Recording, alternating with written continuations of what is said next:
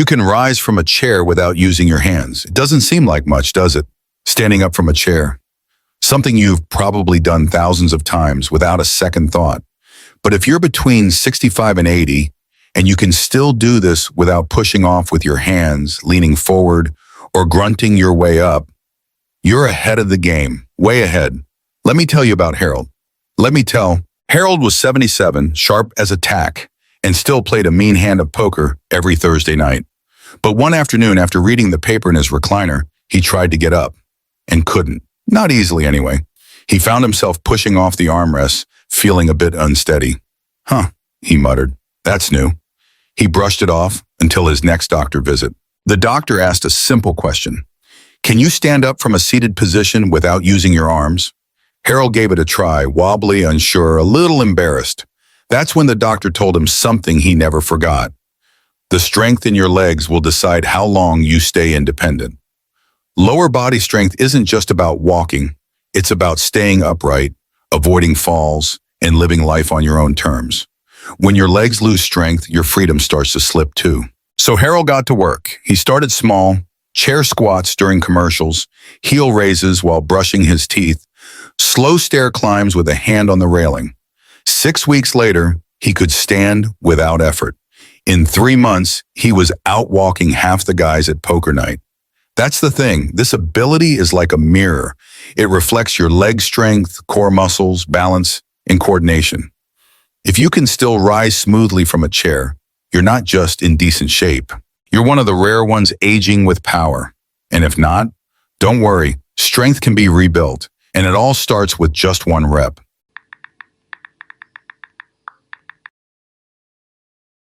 2. You walk briskly without losing your breath. There's a quiet kind of power in the way you walk, not just the fact that you can, but how you do it. Are you moving with confidence or slowing down, pausing halfway down the block to catch your breath? Let's meet William. At 74, William still loved his morning walks. He'd stroll down Maple Avenue, wave to the crossing guard, and stop by the bakery, just to breathe in the smell of fresh bread. But one morning halfway home, he noticed something different. He was breathing harder. He paused. I used to fly down this stretch, he thought. Instead of brushing it off, William tried something new. He timed himself walking the same route each morning.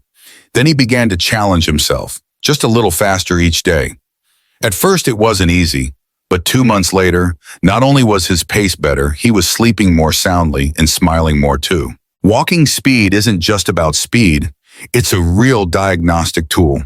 Studies show that people who walk briskly tend to live longer. Why? Because fast walking reflects how well your heart, lungs, muscles, and even brain are working together. If you can walk at a steady pace without getting winded, it means your body's running like a well-oiled machine. Your heart's strong, your lungs are fueling you, your coordination is right on point. Want to give it a try? Here's a simple test. Walk as if you're trying to catch a train, but don't break into a run. If you can keep that pace for a block or two without needing a break, that's a great sign. If not, that's your starting line. Walking doesn't have to be intense.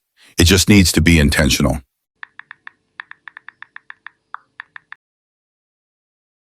Balance and coordination.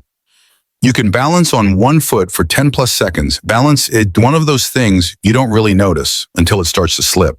It's putting on a shoe and suddenly needing to lean against the wall. It's brushing your teeth and feeling just a little less steady than you used to. But if you're over 65 and can still stand on one foot for 10 seconds or more without wobbling, grabbing the counter, or flailing, you're doing something remarkable. Frank, at 76, learned that the hard way. One morning while getting dressed, he did what he'd always done. Tried to put on his pants while standing. He'd done it for decades without a second thought. But that day, his left foot wobbled. He caught himself, barely. He didn't fall, but it was enough to shake him. I can't remember the last time I stood on one foot, he thought. Later that day, curious, Frank gave it another shot.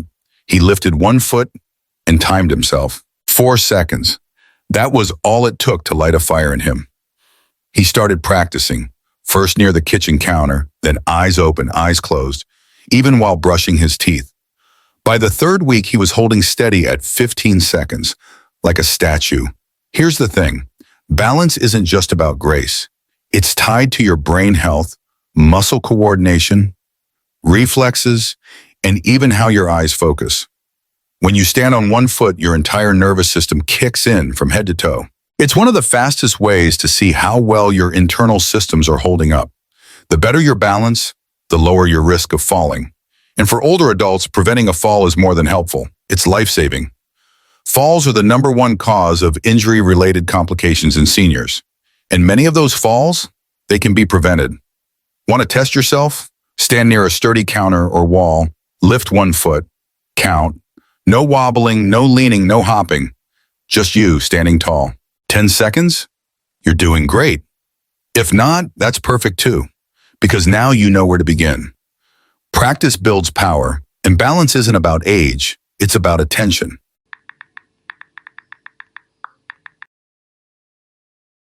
4. You can get down on the floor and back up without assistance. This might be one of the most underrated superpowers of all, getting up and down from the floor. Think about it. When was the last time you got down there? To grab something that rolled under the couch, to stretch, to play with a grandchild? Or maybe you've been quietly avoiding it, thinking, what if I can't get back up? That's exactly what happened to Joseph. Joseph was 78, tall, strong, and proud. One weekend, his grandson came over and asked to play a board game, right there on the living room rug. Sure, Joseph said. But deep down, he hesitated. He couldn't remember the last time he'd been on the floor.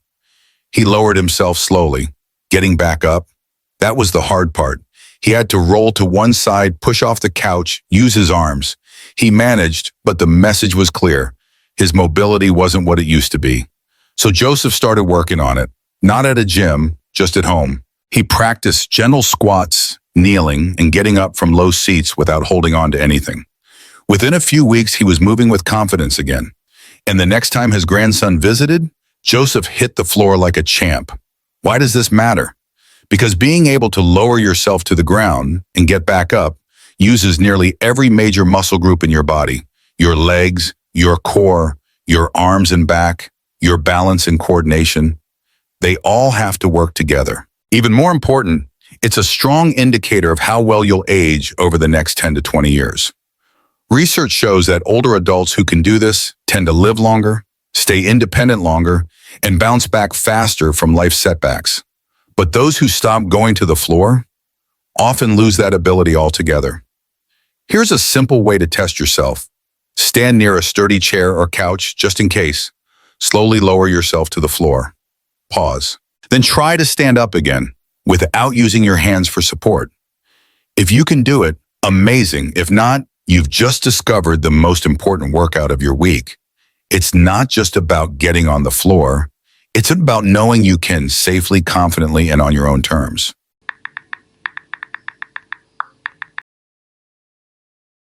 Strength and endurance. 5, you can carry a full grocery bag with ease. Here's something most people don't think about. Strength isn't about lifting weights at the gym. It's about lifting life. Carrying a bag of groceries, hauling a laundry basket, opening a tight jar. If you can still do these things without strain or hesitation, you're not just strong for your age, you're ahead of the curve. Richard, at 75, always saw himself as strong. He'd worked construction most of his life, never needed help with anything. But one crisp fall morning, coming home from the store, something felt off. The bags weren't heavier. He was weaker. His arms trembled. His grip slipped. Halfway up the porch, he had to set the bags down. When did this happen? He wondered. That moment changed everything. Richard started with push-ups on the kitchen counter, just a few at a time. He picked up a cheap pair of hand weights and used them while watching the evening news. He squeezed a rubber ball while standing in line at the pharmacy. Small things, but they added up. Within a couple of months, he was back to carrying groceries in one trip, one bag in each hand, head held high. This is what we call functional strength, the kind that helps you stay independent. And believe it or not, one of the best predictors of long-term health. Your grip strength. A strong grip is linked to better heart health, fewer falls, and even sharper thinking. Why? Because grip strength isn't just about your hands. It reflects your nervous system, your muscle tone, and how well your body responds under stress. Here's a quick check. Next time you carry groceries, pay attention. Are your arms shaking? Are you switching hands because they feel too heavy? That's your sign. And the good news? You don't need a gym to get stronger. You just need consistency. Do push-ups at the counter. Squeeze a stress ball during your favorite show. Carry your groceries one at a time on purpose as strength training. Because independence isn't just a feeling, it's something you build, one bag at a time.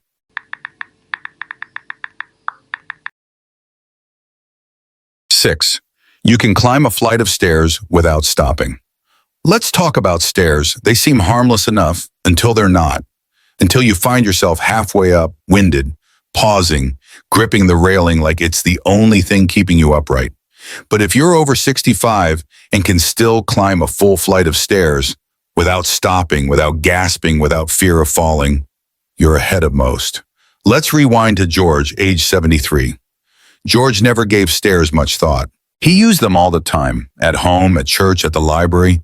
But slowly, without really noticing, he started taking the elevator more often. He avoided steep driveways, walked slower on hills.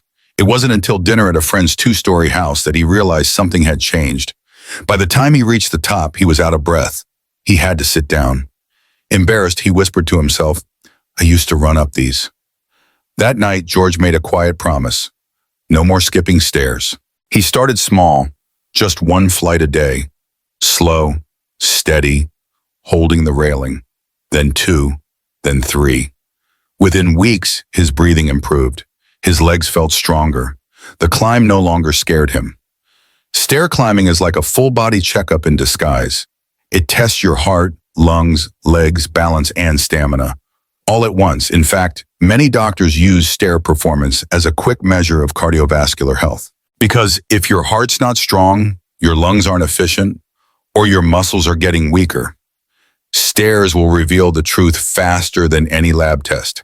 Here's a simple way to check yourself. Find a flight with 10 to 12 steps.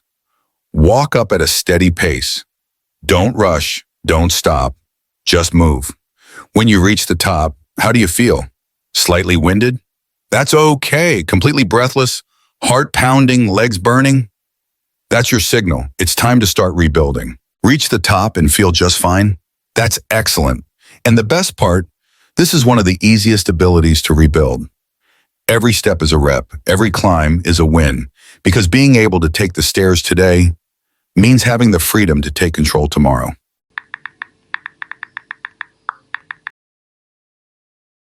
Brain and recovery. Number 7. You can recall conversations, names, and events easily. In a world that keeps moving faster, clarity is your secret strength.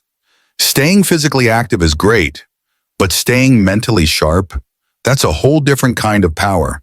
If you can remember recent conversations, follow a story, recall names, and handle your day-to-day life without feeling foggy, you're not just aging. You're aging with grace and grit. Let's talk about Paul. Paul is 79. He reads the newspaper cover to cover every morning. He does the crossword in pen. And just last month, he helped his granddaughter set up her first online bank account without writing down ever a single password. What's his secret? "I keep showing up," Paul says, "for my mind." He plays chess online with a buddy from high school. He still learns new things. Just recently, he took a virtual photography class. He debates politics at the coffee shop, always politely. He reads biographies. He watches documentaries with the subtitles on because it makes his brain work a little harder. And the result? His memory is sharper than ever. Cognitive strength is one of the clearest signs of healthy aging. It doesn't just help you remember. It keeps you engaged, connected, in control. If you can recall a new neighbor's name, remember what you had for dinner 2 nights ago, or join in a conversation about current events, your brain is firing on all cylinders. And that's powerful. Want to stay sharp? Read something challenging every day. Learn a new skill, even something small. Stay socially active. Conversation is exercise for the brain. Play memory games, puzzles, or strategy-based games like bridge or Sudoku. And above all, stay curious. Curiosity builds new neural pathways. It keeps the brain young. You don't have to be a genius to stay sharp. You just have to keep using your mind with intention every single day.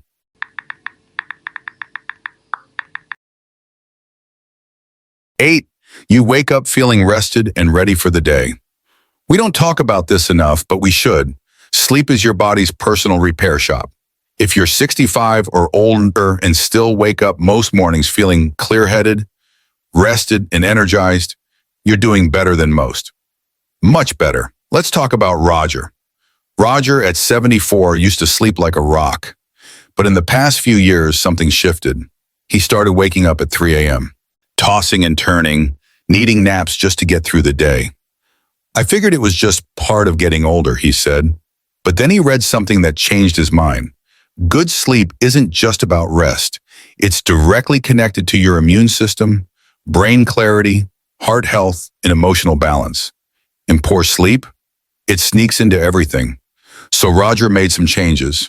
He turned off screens an hour before bed, kept the bedroom cool and quiet, started going to sleep at the same time every night, even on weekends. No more big dinners or caffeine after 2 p.m. Within 2 weeks, he noticed a shift. His energy returned, his thoughts felt sharper. That morning grogginess? Gone. Sleep is one of the most overlooked keys to longevity. It affects your ability to focus, your mood and emotional balance, your metabolism and weight, your immune system strength. When you wake up feeling rested, your body is sending a message. I had what I needed to heal and recharge. Here's a quick checklist to check in on your sleep health. Do you fall asleep within 20 to 30 minutes? Do you stay asleep most of the night? Do you wake up without needing an alarm? Do you feel alert and focused within an hour of waking? If you answered yes to most of those, well done. That's a big win for your health. If not, don't settle. There are so many natural, effective ways to improve your sleep. And once sleep improves, everything else tends to follow. Because how you wake up each day shapes how you live it.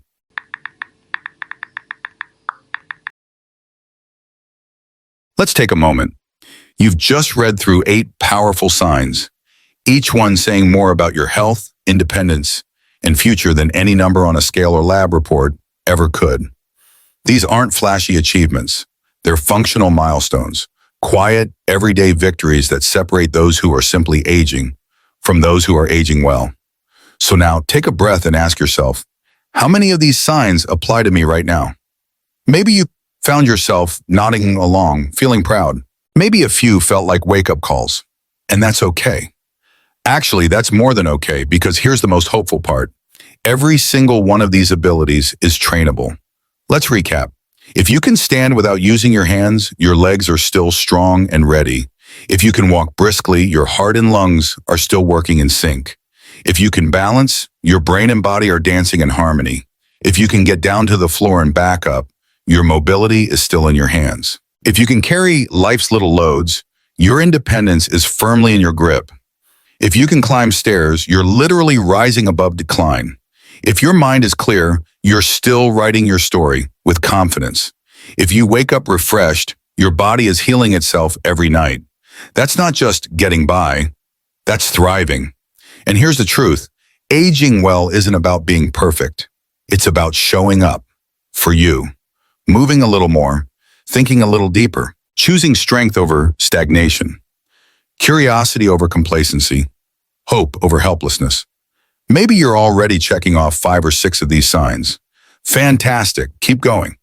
Maybe you're struggling with a few. That's fantastic too, because now you know exactly where to start. Not with guilt, not with fear, but with small, consistent steps. One walk around the block, one balance exercise at the bathroom sink, one meal that fuels instead of drains you, 1 hour of reading instead of scrolling, one earlier bedtime, just one. It's never too late, not at 65, not at 75, not even at 85. Your body is still listening. Your brain is still learning. Your heart is still beating. And that means there's still work worth doing and life worth living. So here's the final question. Which of these signs are you going to focus on this week? Write it down, tell someone, put it on a sticky note. Let it guide your choices, not toward perfection, but toward progress. Because you're not just aging, you're evolving, not winding down, you're gearing up. Not losing time, you're making the most of it. Thank you for reading. Now go do something today that your future self will thank you for.